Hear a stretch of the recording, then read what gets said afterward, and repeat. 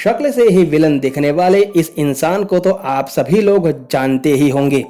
जी हाँ, ये है टीनू आनंद, लेकिन इनका रियल नेम है वीरेंद्र राज आनंद। टीनू आनंद का जन्म 12 अक्टूबर 1945 को पेशावर, पाकिस्तान में हुआ था। टीनू आनंद लेखक इंदर राज आनंद के बेटे और फिल्म निर्माता बिट्टू आनंद के भाई और सिद्धार्थ आनंद के अंकल हैं। टीनू के पिता हिंदी सिनेमा के लोकप्रिय और प्रख्यात लेखकों में से एक थे, लेकिन वे नहीं चाहते थे कि उनके बेटे इस फिल्म इंडस्ट्री का हिस्सा बने। टीनू के एक इंटरव्यू के दौरान बताया कि जब मैंने अपने पिताजी से कहा कि मैं फिल्म निर्देशन में आना चाहता हूं, तो वे बेहद हताश हुए।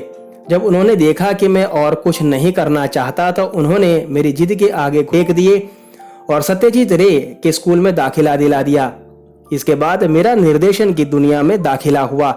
बतौर फिल्म निर्देशक टीनू ने अपने करियर में कई फिल्में निर्देशित की, जिनमें जीना तेरी गली में, ये इश्क नहीं आसान, सीमाबद्ध, कालिया आदि शामिल हैं। टीनू को एक्टिंग करने का पहला मौका जलाल आघा से मिला। इस फिल्म में मुख्य भूमिका में सारिका नसरुद्दीन शाह और अमोल पालेकर थे।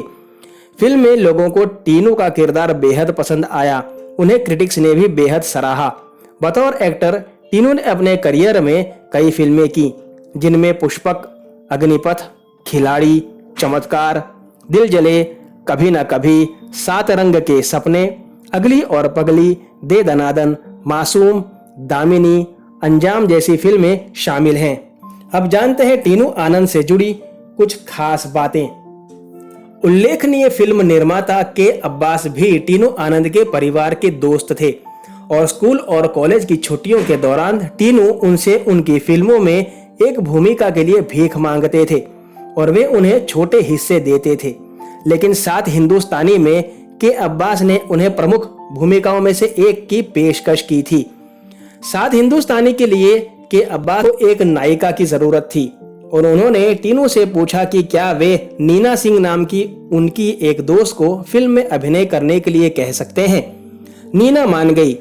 उन्होंने टीनू से पूछा कि क्या वे अब्बास को कलकत्ता में रहने वाले और बर्ड एंड कंपनी में काम करने वाले अपने दोस्त की तस्वीर दे सकती हैं।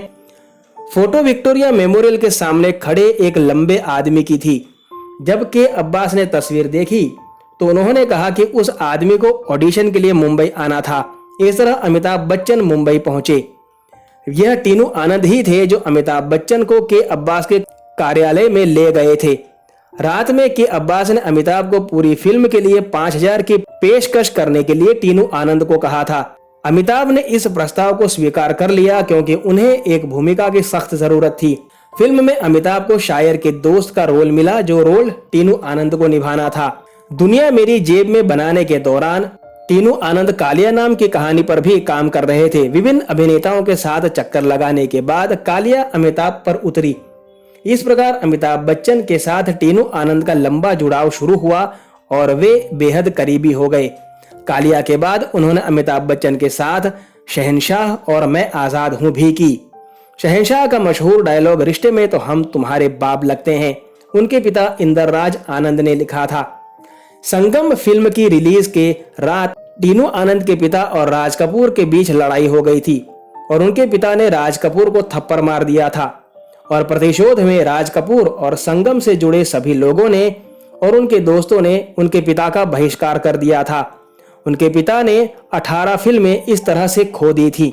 इस घटना से उनके पिता को दिल का दौरा पड़ गया था। बात करें टीनू आनंद के निजी जीवन की तो उन्होंने अभिनेत्री आगा की बेटी शहनाज वाहनवती से शादी की। शादी के बाद उन्हें 3 बच्चे हुए, बेटा लक्ष्यराज आनंद और 2 बेटियां ईशा आनंद और दीक्षा आनंद। शहनाज आनंद एक अभिनेत्री और फैशन डिजाइनर भी हैं। आज टीनू आनंद 78 साल के हो चुके हैं और एक एक्टिव लाइफ जी रहे हैं। घर से पैसे वाली फैमिली होने की वजह से और अभी तक जीवन में बैठने की नौबत नहीं आई, एक सम्मानीय जीवन जी रहे हैं। कैसा लगा आपको टीनू आनंद के बारे में जानकर मुझे जरूर बताइएगा। फिर मिलेंगे जल्द। धन्यवाद।